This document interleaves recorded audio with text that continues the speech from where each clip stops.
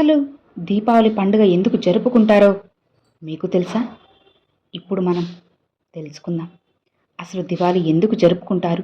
నరకాసురుడు ఎవరు? విష్ణువు తన కొడుకునే ఎందుకు చంపుకున్నాడో మీకు తెలుసా? అసలు శ్రీకృష్ణుడు 16,100 మందిని పెళ్లి ఎందుకు చేసుకుంటారు?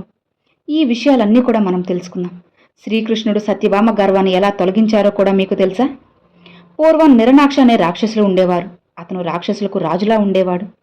తన గర్వం ఎక్కువైపోయి భూలోకాన్ని అలానే భూదేవిని తీసుకుని వెళ్ళి పాల సముద్రంలో దాచేస్తాడు. దీనితో భూదేవి ఈ రాక్షసుడి నుండి నన్ను కాపాడండి అని మహావిష్ణువుని ప్రార్థిస్తుంది.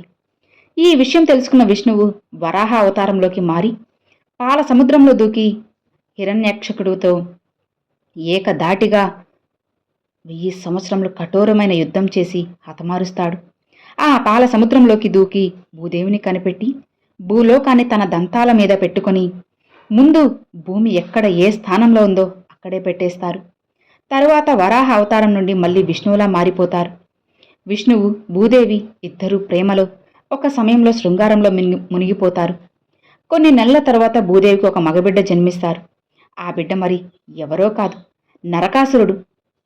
ఇద్దరి దేవుళ్ళకి ఇంకో మహోన్నతమైన దేవుడు జన్మించాలి కదా, మరి ఎందుకు ఒక క్రూరమైన రాక్షసుడు జన్మించాడు అనే ప్రశ్న మీ మనసులో వచ్చిందా? మరి ఇలా ఎందుకు జరిగింది అంటే, విష్ణువు భూదేవి ఇద్దరూ కూడా నిశితకాల సంధ్యా సమయంలో శృంగారం చేసుకుంటారు. ఇక అది చాలా చెడ్డ సమయం. అందుకే వీళ్లకు రాక్షసుడు జన్మించారు. భూదేవి కూడా నా కడుపులో ఒక రాక్షసుడు ఎందుకు జన్మించాడు అని చాలా బాధపడుతుంది. కాని ఎంత రాక్షసుడు అయినా సరే తన కన్న కొడుకే కదా. అమ్మ ప్రేమ ఎక్కడికి వెళ్తుంది? అమ్మ ప్రేమ చాలా గొప్పది. ఇదే ప్రేమతో విష్ణువు దగ్గరికి వెళ్ళి, స్వామి, నేను మిమ్మల్ని ఎప్పుడూ ఏమీ అడగలేదు. నాకు ఇప్పుడు ఒక మాట ఇవ్వండి. మీరు ప్రతి ఒక్క రాక్షసుని కూడా హతమారుస్తారు కదా, మరి మన కొడుకుని మాత్రం మీరు ఎప్పటికీ చంపకూడదు అనే వరం కోరుకుంటుంది. దాంతో విష్ణుమూర్తి ఆ తల్లి ప్రేమను అర్థం చేసుకొని మాట ఇస్తున్న భూదేవి, నేను నీ కొడుకుని ఏ రూపంలోనూ కూడా చంపను. నీ కొడుకు మరణం కేవలం నీ చేతుల్లోనే ఉంటుంది అని అంటాడు. అది విని భూదేవి సంతోషించి, నా బిడ్డను నేనెందుకు చంపుకుంటాను అని అనుకుంటుంది. ఇక భూదేవి నరకాసురుణ్ణి తన తండ్రి అయిన జనక మహారాజుకి ఇచ్చి పెంచమని చెబుతుంది. జనక మహారాజు నరకాసురుణ్ణి ఎంతో ప్రేమగా మంచి బుద్ధులతో పెంచుతాడు. ఇక పెరిగి పెద్దయి ఎంతో మంచివాడు, అలానే బలవంతుడుగా మారుతాడు. నరకాసురుడు దేవీమాతను ఎంతో ప్రేమగా అమ్మలా పూజించేవారు. అలానే ప్రజ్ఞోతిస రాజ్యాన్ని అలానే ప్రజల్ని ఎంతో బాగా పాలించేవాడు. అలా ఎన్నో సంవత్సరాలు యుగాలు న్యాయ పాలనతో రాజ్యం పాలించేవాడు. ఇక ద్వాపరయుగం మొదలైంది. నరకాసురుడు తన పక్క రాజ్యమైన సోనితపురం రాజు బాణాసురుడితో స్నేహం ఏర్పడుతుంది. ఈ బాణాసురుడు అస్సలు మంచివాడు కాదు. ఇతనికి స్త్రీలు అంటే చాలా చులకన. స్త్రీలు కేవలం పడక గదిలో అనుభవించడానికి మాత్రమే అంకితమని భావించేవారు. కేవలం ఒక ఆడది అయిన దేవీమాతను నరకాసురుడు తల్లిలా భావించి పూజలు చేయడం బాణాసురుడికి నచ్చలేదు. ఆడవాళ్లకు మర్యాద ఇవ్వకూడదు, వీళ్ళని ఇలానే మన కాళ్ల కింద అణిచివేస్తూ ఉండాలి అని, నీ శక్తి ముందు ఏ ఆడది కూడా నిలవదు అని నరకాసురుడి బుద్ధి మొత్తం మార్చేస్తాడు. అలా కొన్ని నెలలకే నరకాసురుడు అమ్మవారికి పూజలు చేయడం ఆపేసి కనపడిన ప్రతి ఒక్క అమ్మాయిని బలాత్కరిస్తూ ఉంటాడు. ప్రతి ఒక్క రాజ్యం మీద యుద్ధం చేసి ఆ రాజ్యంలో ఉన్న మహారాణులను, రాజకుమార్తెలను, అమ్మాయిలను తన రాజ్యానికి ఎత్తుకొని వచ్చి ప్రతిరోజు కూడా ఒక్కొక్కరిని చిత్రహింస పెట్టి వాళ్లకు ఇష్టం లేకున్నా బలవంతంగా శృంగారం చేసేవారు. అలానే ఒకరోజు తనకు పెరిగిన అహంకారంతో ఇంద్రలోకానికి వెళ్లి అక్కడ ఉన్న వాళ్ళందరినీ ఓడించి అక్కడ ఉన్న తల్లులను ఘోరంగా అవమానిస్తాడు. దీనితో దేవతలందరూ విష్ణుమూర్తి దగ్గరికి వెళ్లి నరకాసురుడు చేస్తున్న ఘోరాలు చెప్తారు. ఆ సమయంలో శ్రీకృష్ణుడు భూమి మీద జన్మిస్తాడు. శ్రీకృష్ణుడికి తాను విష్ణువు అని ముందే తెలుసు కాబట్టి నరకాసురుణ్ణి తాను చంపలేడు అని కూడా తెలిసి ఉంటుంది. ద్వాపరయుగంలో భూదేవి సత్యభామ అవతారంలో జన్మిస్తుంది. కానీ ఆమెకు గత జన్మ గురించి ఏమీ తెలియదు. శమంతకమన్ని జాంబవంతుడి దగ్గర నుండి తెచ్చి సత్రాజిత్తు ఇచ్చాక సతరాజిత్తు తన కుమార్తెను సత్యభామను శ్రీకృష్ణుడికి ఇచ్చి వివాహం చేస్తారు. ఎప్పుడైతే నరకాసురుడు 16,108 మంది అమ్మాయిలందరినీ కూడా బంధించి బలాత్కరిస్తున్నాడు అని తెలియగాని శ్రీకృష్ణుడు సత్యభామకు ఈ విషయం చెబుతాడు. సత్యభామ ఇది వినగానే కోపం మరింత ఎక్కువైపోయి పదకన్నయ్య ఈ నరకాసురుని హతమారుద్దామని గరుడ పక్షి మీద బయలుదేరారు. ఇక నరకాసురుడి రాజ్యానికి వెళ్ళి సత్యభామ గట్టిగట్టిగా, రారా నరకాసురా రా, ఆడవాళ్ళని బంధించి వాళ్ళకి ఇష్టం లేకున్నా బలాత్కరిస్తున్నావు. నువ్వు మనిషివి కాదురా, ఈరోజు నీ చావు నా కన్నయ్య చేతిలో రాసిపెట్టింది, బయటికి రాని గట్టిగట్టిగా పిలుస్తుంది. అప్పుడు కూడా నరకాసురుడు ఆడవాళ్ల జుట్టు పట్టుకుని నవ్వుతూ క్రూరంగా ఈడ్చుకుంటూ వస్తాడు. అది చూసి సత్యభామకు మరింత కోపం పెరిగిపోతుంది.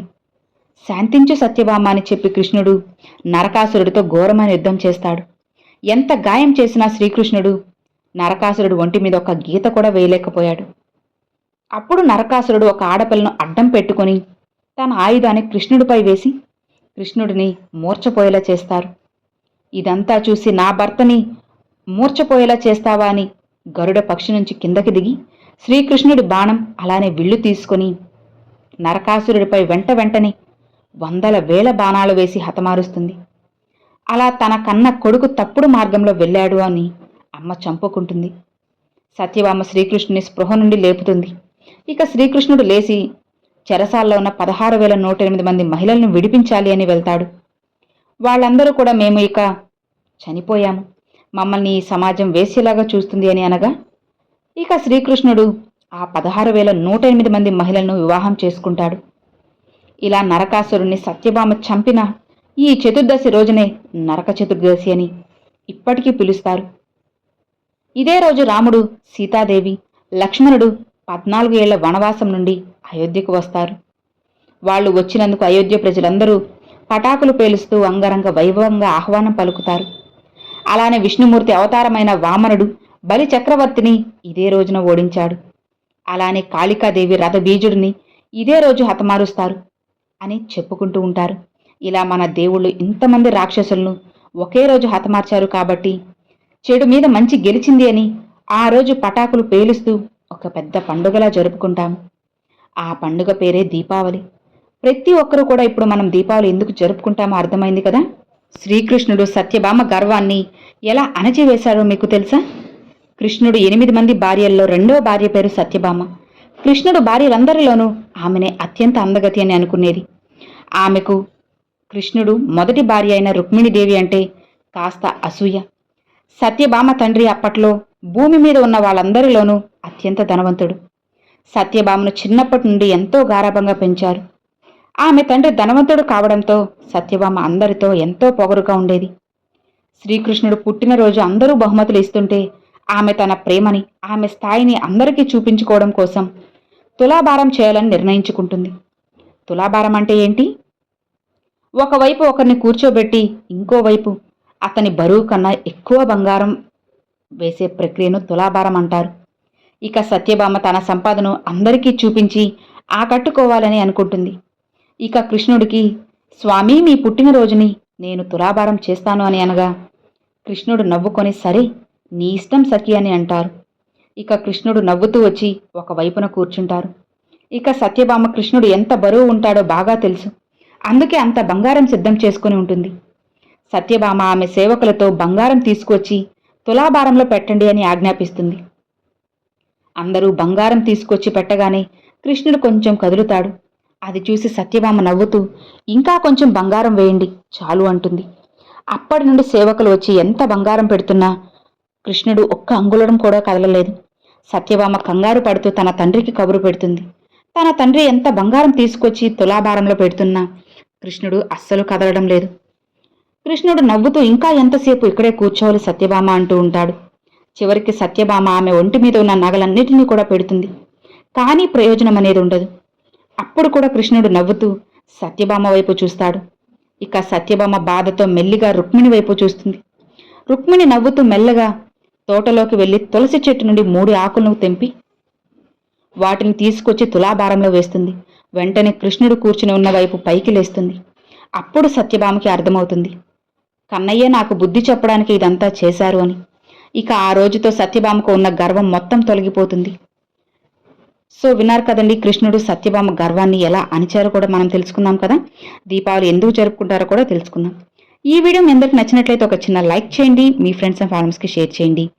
ఫస్ట్గా మన ఛానల్ చూసారు సబ్స్క్రైబ్ చేసి సపోర్ట్ చేయండి ఫ్రెండ్స్. Thanks for watching. ఓం నమ శివాయ. శివాయ నమః. జై శ్రీకృష్ణ.